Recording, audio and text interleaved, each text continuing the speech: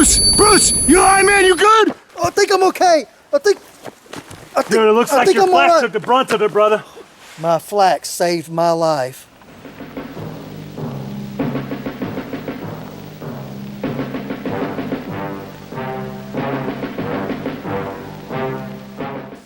What's going on, guys? It's Prince 031. Got my good buddy Bruce at Camp Armament. Be sure to check out his channel, subscribe. So we're kind of picking up on where we left off with the Marine and Army common infantry gear used in the entirety of the Vietnam War. If you saw our gear video, it was a very vast video. We covered a lot of gear, a lot of equipment, even uniforms, and we didn't have time to really sit there and go in detail over every little specific thing. We had so much to cover.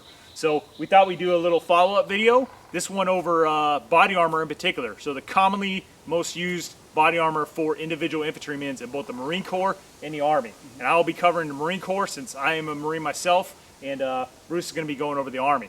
And I think what you guys will see if you start dabbling into, you know, like pictures from the Vietnam era and video, you'll notice that Marines, infantrymen as a whole, for the most part, commonly wore their flak vest, whereas the Army, you see kind of the opposite, more so not wearing their flak vest. Bruce, can you speak to that at all? Oh yeah, that's absolutely correct. It's just came down to unit SOP. Typically Marines were told wear them and they wore them, and those in the Army it was left up to the individual units. So most of the time, unless they're inside base or inside vehicles, if they're out patrolling out in the field, they chose not to wear them. Good deal. So yeah, so in this video we're going to go through all the Marine Corps flaks, and then we're going to go through the Army flaks, at least the most common ones that you've seen. So thanks for watching, guys. Don't forget to leave a comment. All right, guys, so the first flak that we're going to start off with, and again, these are the most commonly used infantry flaks of the Vietnam War. So the first one we're going to start off with is the M1952 Marine Flak. And this is not to be confused with the M52A that the Army utilized that Bruce is going to be talking about later. But just to backtrack a little bit, flak vests started to come into play in the late Korean War. Pretty much they conducted studies. You got to remember, Korea happened not too long after World War II, so there were significant studies about, you know, combat and battlefield effects and whatnot, and they found that about 70% of casualties were induced by fragmentation. So that's when flak jackets as a whole started to kind of be looked at, whereas we're going to start issuing these out in mass to infantrymen, whereas before, you know, it was restricted to, you know, like bomber pilots and stuff like that. So the Korean War is where we really started seeing the mass issue of flak jackets to individual infantrymen, and that started with the M51. Shortly after that, you got the M52 variant, and we're going to be talking about different patterns of flak vest as we're going through these, but the M52 had its own series of patterns, and this one right here I believe is a third pattern vest. But you'll notice that these later M1955 pattern vests are kind of modeled off this one. It's pretty much the same for all Marine vests. They consist of ballistic plates that wrap around the vest. I've seen a reference to aluminum plates being used in the M1952, but the one I have are Doron, which is like a high-strength fiberglass. You also have a ballistic nylon material that helps form the vest. It's all contained together by a nylon carrier. Now, you'll notice that the Army kind of takes a different approach with their vests later on. My understanding of this, and there's not all that much information out there, but my understanding of this is the Doron plates were better for you know, being exposed to water and everything else. Marines essentially are naval infantry. So obviously we do a lot of ship-to-shore operations and movements.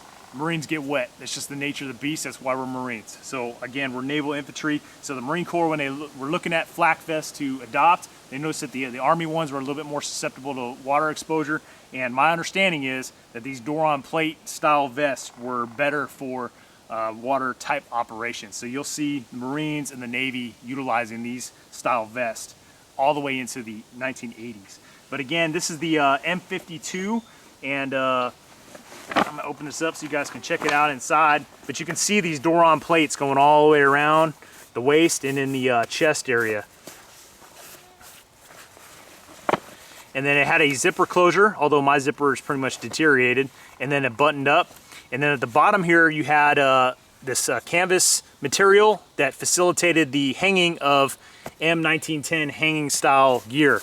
And what I'm talking about like that is stuff like this, like your canteens and your jungle first aid kits, as well as bayonets. You can see that they have these M1910 hangers. So you could attach those directly to the flak. You didn't have to have a cartridge belt or pistol belt such as this to facilitate carrying that type of gear. I also want to mention, you'll see in early photos of Marines when they first got to Vietnam, you might see them wearing this torso type, flak underwear. And obviously, for obvious reasons, you don't really see very many Marines wearing these because obviously it's cumbersome. Who wants to go into patrol with a freaking flak diaper on? But you will see Marines in the early years coming off the bird, maybe coming off the ship or whatnot, that are wearing these ballistic underwear. Where these really came into play were air crewmen in helicopters and stuff. They're getting shot at from underneath, so a lot of those guys would wear these ballistic lower torso protectors. The first M1955 flak we're going to talk about today is what is referred to as the first pattern vest.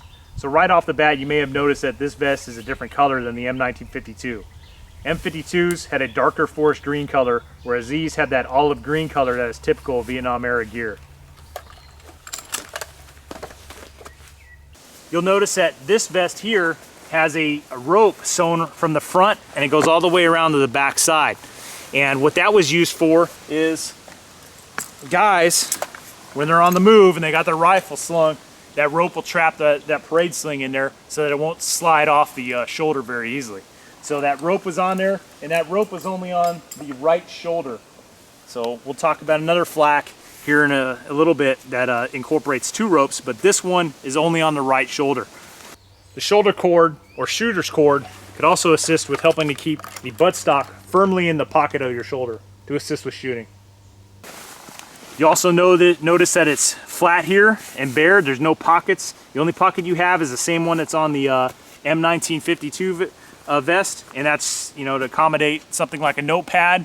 Guys might have even stuck cigarettes in there, and it'll also fit a 20-round M16 magazine. But it's also important to note that at the time when this flak was widely used in the early years of the war, the M16 wasn't widely issued to Marines, so it was more so probably designed for notebooks or cigarette packs, whatever the case might be. We also have the addition of a collar around the neck. Although it's not a very large collar like the Army vest that we're going to look at later, it was added to give some protection to the neck. You'll notice on the M1952, it does not have that feature. But we retain a lot of the same features from that original M1952 vest. You'll notice that it's got door-on plates in here. I believe it's 23 door-on plates for the medium, and the flak itself weighs about 10.3 pounds for the medium vest. So, it's a significant weight. But definitely, it's a step up from the original vest. You also retain the webbing along the bottom that has the M1910 hangers for gear. And outside of that, guys, that's pretty much it. It's pretty much the same vest, just the addition of a collar and the rope and the color change. Alright guys, so moving on from the first pattern, M1955, we're going to look at the second pattern, M1955. So, biggest things that kind of jump out at you are these big, giant nylon pockets that are added to the front. We also got a flak hanger back here in the rear. And outside of that, guys, it's the exact same vest. And you still got the door-on plates, the ballistic nylon. You got the shoulder rope here on the right shoulder only. And that's it, guys. Not much change from the first pattern, second pattern, with the addition of the pockets. All right, guys, so now we're going to talk about our last Marine vest. That is the third pattern M1955 flak vest. So there's some noticeable differences between these vests. Now, one thing I want to mention, guys, is just because it's the third pattern doesn't mean this was like the last iteration of Marine flak vests that went on into the 1980s. From what I have seen, these were made concurrently with the second patterns, and they pretty much stopped at some point during the Vietnam War, and then they just fade away. So the only story that I could seem to see or find about these vests was that they were damaged vests sent to Okinawa, where they were pretty much refitted and sent back to theater. Obviously, with numerous Marines in country in Vietnam, there's a heavy demand for the M55 style vests. So a lot of those vests that were damaged in whatever conditions were sent to Okinawa, re-geared, outfitted, and then sent back in this configuration. And from my understanding, that's what these third pattern vests are. So let's get to talking about what the differences are. So starting out, you'll notice that this material here is a nylon material, whereas in these other pattern vests was a cotton material. So that's the number one big noticeable difference that you see right off the bat. Different material carriers. You'll also see the addition of 2 ropes on each side. So whereas the other vests only have one on the right shoulder, you have 2 ropes on both the right and left. Moving towards the collar here, you'll notice that you have these 2 eyelets, and then it has like a 550 cord going through them for the hanger, whereas opposed to you just have the sewn in piece of webbing here. So that's another difference. Going down to the pockets here, you have exposed buttons, which, you know, when you have exposed buttons, you obviously risk them getting ripped off. So this one actually got ripped off, but you had exposed buttons. You also had a square pocket flap as opposed to this style right here. But you do retain the whole M1910 hangers, also buttons with a zipper. But inside the vest, it's the same thing, guys. That ballistic nylon with your standard door-on plates. There's the back. And again, same M1955 style. Just has a few different features with the third pattern vest. Now, again, after the Vietnam War, these vests went on in production all the way into the 80s. You still had Marines wearing them, and pretty much what you see are the second pattern M1955 vest. Again, I think these were only refits. I could be wrong. I'm not a subject matter expert on this, but based on the limited information that I was able to find, that's something I saw about the third pattern vest. That pretty much wraps up the Marine Corps vests that were used by your typical infantryman in Vietnam for the Marine Corps. All right, so one last thing before I turn over to Bruce to talk about the Army Flak. So it was not uncommon to see a sprinkle of Army Flaks mixed into a Marine Infantry squad, platoon, company, and that is because the Vietnam War was a very man, equipment, uniform demanding war. So Marines sometimes got their gear and equipment from already existing Army supply depots in country.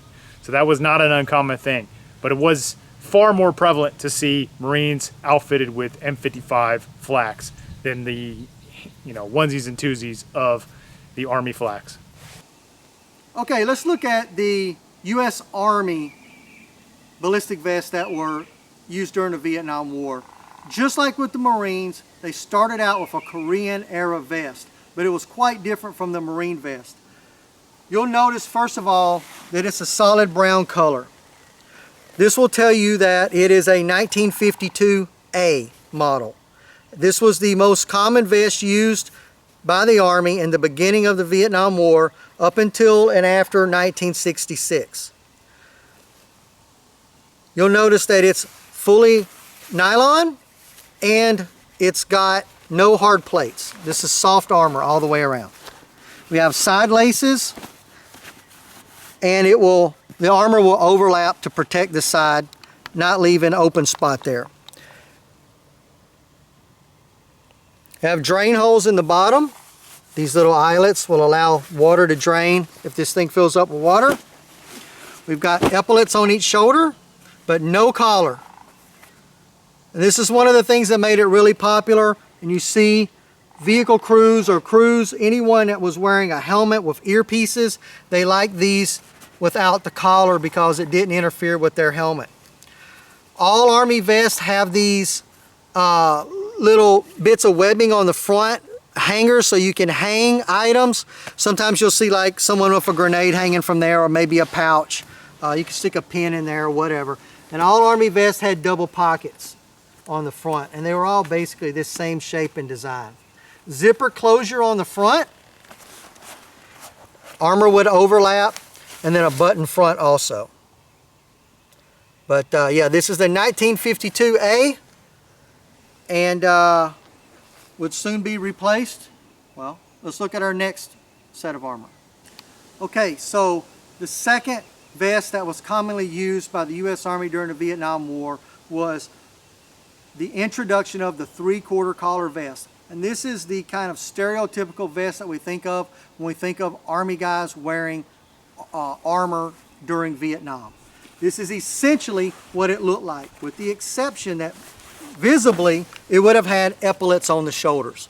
That vest was made for only about 6 months, and it was known by the contract code on the tag as the 823. It'll be marked 823 on the contract code of the tag. They're fairly rare. They were fairly rare then because they were only around for about 6 months, but there's a lot that they bring to the table that will kind of build upon as subsequent vests are adopted. Side laces, double pockets, zippered front, still got your hangers, 3/4 collar, as opposed to the vest that it replaced, the 1952A, that had no collar at all. But just like this 1952A has epaulets, it would have had epaulets on the shoulder. A fully soft armor vest. Again, it was only around for about 6 months before they introduced this vest. Okay, so the second series vest in the 3/4 collar vest would be denoted by its new contract number, which was 122. And if you look here, you'll see 122. This had replaced the previous vest that had the epaulets, and if you'll notice, this vest has no epaulets. They've been removed. Still got your 3/4 collar. Other than that, it looks the same as the previous version, except there was one big difference. One thing that they noticed was that in the previous version, the armor would sometimes shift around inside the carrier itself and get bunched up. So they added stiffeners, ballistic stiffeners inside that armor to help it keep its shape and not slack down and get bunched up. That's what that 122 denotes. All that came about in late 1968, and by 1969, these were the vests that we were seeing that were standard issue. Things to note, everything else is the same. We've still got the zipper front, double pockets, still got our grenade hangers, 3/4 collar vest. The only difference was the change in the contract code because we added the stiffeners inside the vest. Let's look at the last version of the flak vest used in Vietnam by the Army, at least by your standard combat infantryman that was issued on any large scale at all. And that's going to be the M69. Again, it looks almost just like the previous 3/4 vest. There was a couple of major differences though. One is they added Velcro to the front and got rid of completely the zipper. The idea was that the zipper could get damaged through shrapnel and the vest may be hard to get off while the medics were trying to work on the patient, so they just added a Velcro closure on the front instead. You can see that it's marked M69 here. This was contracted in '69. They started being issued around 1970. So this is going to be a late war vest. It kept the exact same 122 contract number, so that did not change. You can see it marked there. Just like the previous vest, everything else is the same. Nylon, soft armor, drain holes on the bottom, 3/4 collar vest, got the same dual pockets up front, got the same grenade hangers on front, the only big difference being the addition of this Velcro closure. Okay guys, that'll wrap up the 4 primary body armor vests used by the Army during the Vietnam War. Well, that's it, guys. That concludes this video over the most commonly used infantry flak vests for both the United States Army and United States Marine Corps during the Vietnam War. If you're liking what you're seeing, don't forget to check out my channel. Also go over to Bruce's channel at Bruce at Camp Armament. We've done several Vietnam-oriented videos, and this is something that we're both heavily interested in. We both collect gear and equipment and read continuously about the entirety of the war. So you got anything to throw in, man? That's true. I've learned so much about Vietnam. My whole perception has changed just in the last couple of years when I stepped back off into this again. And I would just say, I know we've got some veterans that are watching, and you don't always post below, but for those of you that are viewing, welcome home. You don't get told that enough. We appreciate what you've done.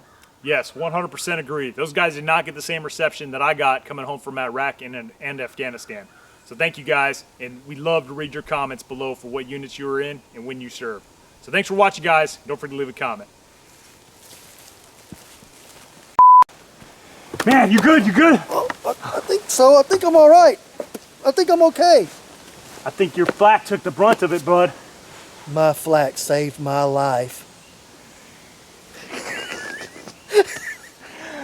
Is that gonna work? I don't know. Let's try again. Okay, I gotta get dirty again. Bruce! Bruce, you good, man? You good? Don't touch me, you idiot.